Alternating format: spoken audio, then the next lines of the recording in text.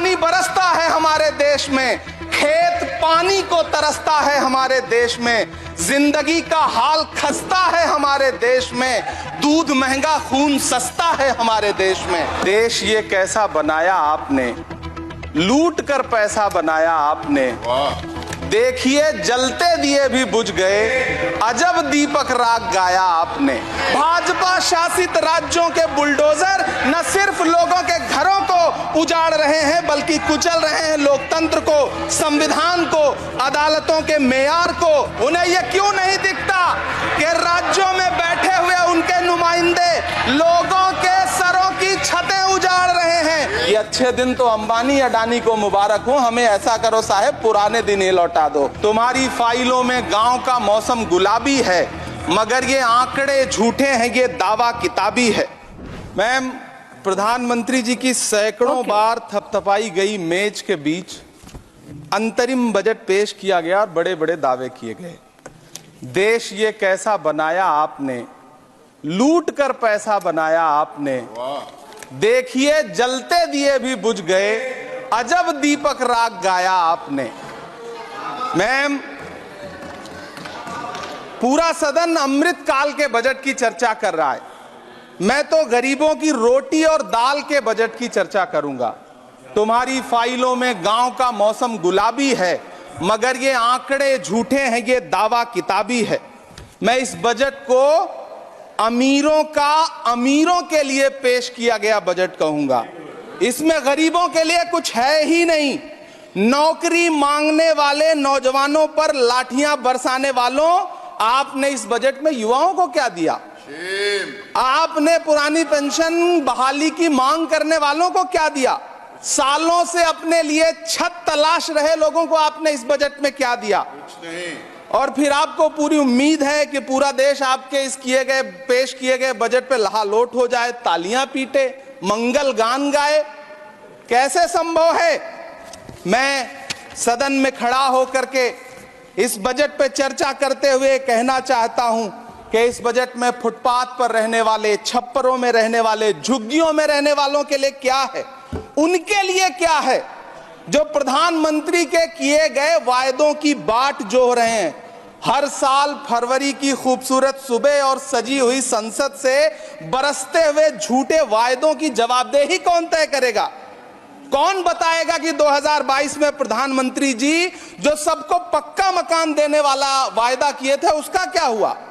लोगों के सरों पर छत देने वाले प्रधानमंत्री जी के जुमलों से अलग उन्हें यह क्यों नहीं दिखता कि राज्यों में बैठे हुए उनके नुमाइंदे लोगों के सरों की छतें उजाड़ रहे हैं? उत्तर प्रदेश हो, असम हो, जम्मू कश्मीर हो, मध्य प्रदेश हो, भाजपा शासित राज्यों के बुलडोजर न सिर्फ लोगों के घरों को उजाड़ रहे हैं बल्कि कुचल रहे हैं लोकतंत्र को, संविधान को, अदालतों के मेयार को। मैम, मैं आंकड़ों की बाजीगरी से अलग हट करके इस बजट पर एक बात कहना चाहता हूं। आंकड़े तो ऐसे हैं इस बजट के, ये कह रहे हैं 4 करोड़, वित्त मंत्री जी 3 करोड़ कहती हैं, प्रधानमंत्री जी 4 करोड़ कहते हैं। पहले तो आप इस झूठ में ही आपस में ही सलट लीजिए कि 4 करोड़ सही है या 3 करोड़ सही है। आंकड़े तो ऐसे हैं इस बजट के मैम कि जो सुने वो बस पथराई आंखें लेकर किंग कर्तव्य विमूढ़ हो जाए। लेकिन झील में पानी बरसता है हमारे देश में, झील में पानी बरसता है हमारे देश में, खेत पानी को तरसता है हमारे देश में, जिंदगी का हाल खस्ता है हमारे देश में, दूध महंगा खून सस्ता है हमारे देश में। मैम, रोजगार, महंगाई, किसान, मनरेगा, पेट्रोल डीजल के दाम, गैस सिलेंडर के दाम, फसलों की एमएसपी की गारंटी, इन सब जन सरोकार की बातों से इस बजट का कोई लेना देना नहीं। हमारे ट्रेजरी बेंच के साथी हंगामा कर रहे हैं। मैं तो कहना चाहता हूं मैम, वो एक बार इनके एक नेता एक गांव में गए और उन्होंने गांव में कहा कि गांव वालों आओ, मैं तुम्हारी समस्याएं समाप्त करना चाहता हूं। गांव वाले इकट्ठा हो गए। नेताजी ने गांव वालों से कहा बताओ तुम्हारी 2 समस्याएं बताओ, मैं दोनों समस्याओं का यहीं पे समाधान करूंगा। तो गांव वालों ने कहा साहब हमारी पहली समस्या है कि हमारे यहाँ कोई हॉस्पिटल नहीं है। तो नेताजी ने मोबाइल निकाला, कहीं फोन मिलाया और मिला के फोन पे पता नहीं क्या कुछ कहा कि यहाँ गांव में हॉस्पिटल नहीं है। हॉस्पिटल, तुरंत यहाँ हॉस्पिटल चाहिए। गांव वाले खुश हो गए कि 1 मिनट में यहाँ हॉस्पिटल आ रहा है। अगली समस्या के बारे में उन्होंने, नेताजी ने गांव वालों से कहा कि मैंने आपकी पहली समस्या समाप्त कर दी, दूसरी समस्या बताओ। तो गांव वालों ने कहा साहब इस गांव में कोई भी मोबाइल का नेटवर्क ही नहीं है। ये है इनके काम करने का तरीका, ये है झूठ बोलने का तरीका। इन्होंने वायदे किए बड़े बड़े, जो 10 साल के इनके वायदे हैं, मैं उनके बारे में बात करूंगा। वायदों से ज्यादा इनके नारों पे बात करूंगा। पहला नारा था बहुत हुई महंगाई की मार, अब की बार मोदी सरकार। आइए इस नारे की समीक्षा करते हैं। पेट्रोल, डीजल, गैस, ये तो बड़ी बड़ी बातें हैं। आटा, चावल, दूध, दही, पनीर, छाछ, सब चीज पे जीएसटी। अरे ये फिल्में टैक्स फ्री करने वाले लोग कफन तक पर जीएसटी लगा रहे हैं और ये गरीबों की बात करते हैं। मैम ये सरकार झूठ की सरकार है। ये सरकार के जितने दावे हैं सब खोखले हैं। आज प्रधानमंत्री जी कह रहे थे सबका साथ सबका विकास। ये कैसा सबका साथ सबका विकास है कि मौलाना आजाद नेशनल फेलोशिप आपने बंद कर दी, आपने माइनॉरिटी डिपार्टमेंट का बजट घटा दिया। आप कह रहे हैं सबका साथ सबका विकास। आप बात करते हैं बेटी बचाओ बेटी पढ़ाओ। हमारी आंखें हाथरस से लेके, कठुआ से लेकर के और देश की जंतर मंतर की सड़क वो देख रहे हैं। जब हमारी ओलंपिक पदक लाने वाली बेटियों को प्रधानमंत्री की चौखट पे अपना मेडल रख देना पड़ रहा है, इससे शर्मनाक क्या हो सकता है। मैम कृषि विकास दर जो 2014 में 4.6% थी, इस वर्ष गिरकर 1.8 कैसे हो गई? क्यों हर दिन 31 किसान आत्महत्या करने को मजबूर हैं? ये सरकार उन पर क्यों बात नहीं करती? कीमत तो बहुत बढ़ गई शहरों में धान की, लेकिन विदा ना हो सकी बेटी किसान की।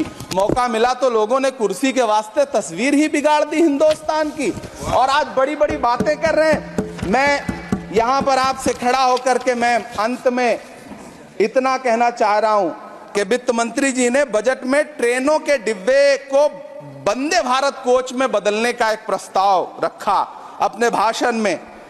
ठीक है, ये सुनने में कानों को बहुत अच्छा लगता है, लेकिन मैम ये सरकार ट्रेनों की सुरक्षा के बुनियादी मुद्दों पर एक शब्द नहीं बोलना चाहती। बालासोर हादसे में घायल हुए लोगों की चिता की राख अभी तक ठंडी नहीं हुई है। वंदे भारत के वीडियो पोस्ट करने वाली ये सरकार कभी भारत की जनरल डिब्बों की, रेलवे के स्लीपर क्लास डिब्बों की वीडियो अगर पोस्ट करे ट्विटर पे तब समझ में आए। बिहार से, इलाहाबाद से, लखनऊ से दिल्ली आने वाली, मुंबई जाने वाली ट्रेनें देख लीजिए, उनकी हालत देख लीजिए, तो आपको लगेगा कि ये वही ट्रेनें हैं। आज स्थिति ये है कि रेलवे स्टेशन तो छोड़िए, रनवे पर खाना खिला रही हैं आपकी प्राइवेट एयरलाइंस। अभी आपने जुर्माना लगाया है, नोटिस दिया है एक एयरलाइंस को। यह स्थिति आपने करके रख दी है ट्रेनों की, एयरलाइंस की। ऐसे में मैम कागजों पर तो आप कितना भी वंदे भारत और बुलेट ट्रेन सर पर दौड़ा लीजिए, लेकिन असल में भारत की ट्रेनों की डिब्बों की सवारियों की हालत देखने लायक है। अगर सरकार खुली आंखों से उसे देखना चाहे तो देखे और उनकी स्थिति सुधारे। आज अपने प्रधानमंत्री जी ने अपने भाषण में यहां खड़े होकर कई बार न्यू मिडिल क्लास की बड़ी चर्चा की, न्यू मिडिल क्लास जनरेट करेंगे। लेकिन मैं तो यहां खड़ा होकर के सरकार से कहना चाहता हूं कि न्यू मिडिल क्लास का जुमला अपने पास रखिए। ये बताइए कि जो पुराना मिडिल क्लास है उसके साथ आप कैसा व्यवहार कर रहे हैं। आज उसकी स्थिति क्या है? आप अमीरों के कर्जे माफ कर रहे हैं, उद्योगपतियों के कर्जे माफ कर रहे हैं, और यहां स्थिति यह हो गई है कि जो मिडिल क्लास, उसकी जो रोजमर्रा की जरूरत की चीजें हैं उस तक पर आपने जीएसटी लगा रखी है। आप फिल्में टैक्स फ्री करते हैं, लेकिन स्टूडेंट्स के प्रतियोगी परीक्षाओं के फॉर्म की फीस नहीं माफ कर सकते। आपको बाकी जगहों पर टैक्स लेना है, हर जगह टैक्स लेना है। मिडिल क्लास से आपका कोई रिश्ता नहीं। मिडिल क्लास तो आपसे कह रहा है कि मोहब्बत, भाईचारे के दीवाने दिन ही लौटा दो, वो सस्ती दाल सब्जी के सुहाने दिन ही लौटा दो। ये अच्छे दिन तो अंबानी अडानी को मुबारक हो, हमें ऐसा करो साहब पुराने दिन ही लौटा दो। वो पुराने दिन जो बहुत अच्छे थे, वो पुराने दिन जहां लोग एक दूसरे से मिलजुल करके रहते थे। मैम, इलाहाबाद, दिल्ली, कोटा जैसे शहरों में छोटे छोटे कमरों में अभावों के साथ पढ़ाई कर रहे युवा किताबों के साथ गल चुके हैं। उनके हिस्से अधेड़ अवस्था तो आई है, लेकिन नौकरी और रोजगार नहीं आया। हर साल 2 करोड़ नौकरियां देने का दावा करने वाली ये सरकार 10 साल में युवाओं को नौकरियां नहीं दे पा रही है। 20 करोड़ नौकरियों का बोझ है इस सरकार के कंधे पर, और 2024 में देश देखेगा कि उन्हीं 20 करोड़ नौकरियों के बोझ तले दबकर बैठ जाएगी ये सरकार। ये देश देखेगा, क्योंकि जिस ओर जवानी चलती है उस ओर जमाना चलता है। देश का युवा नाराज है, देश का युवा गुस्से में है। ऐसे में उसकी पीड़ा को इस बजट में कहीं भी आवाज देने की कोशिश नहीं की गई। मैं आपके बीच खड़ा हूं, मैं तो वित्त मंत्री जी का भाषण सुन रहा था। यह कहा जा रहा था ये अमृत काल का बजट है, ये अमृत काल का बजट है। ये कौन सा बजट है ये बाद में तय होगा, लेकिन मैं इतना जानता हूं कि ये इस सरकार का अंतिम बजट है, आखिरी बजट है। इसके बाद न्याय का बजट पेश होगा, जिसकी चर्चा राहुल गांधी जी पूरे देश में कर रहे हैं। न्याय का बजट, 5 न्याय, महिलाओं के लिए, युवाओं के लिए, सामाजिक न्याय की बात जिसकी चर्चा पूरे देश में राहुल गांधी जी कर रहे हैं, वो न्याय का बजट पेश होगा अगली बार। ये इस सरकार का अंतिम बजट है, अंतिम बजट है। अमृत काल में गरीबों की रोटी और दाल के लिए इस बजट में कोई प्राविधान नहीं है, कोई चर्चा नहीं है। बहुत बहुत धन्यवाद। Thank you. इस वीडियो को लाइक करें और चैनल को सब्सक्राइब जरूर करें, ताकि हमारी वीडियो आप तक पहुंचती रहे।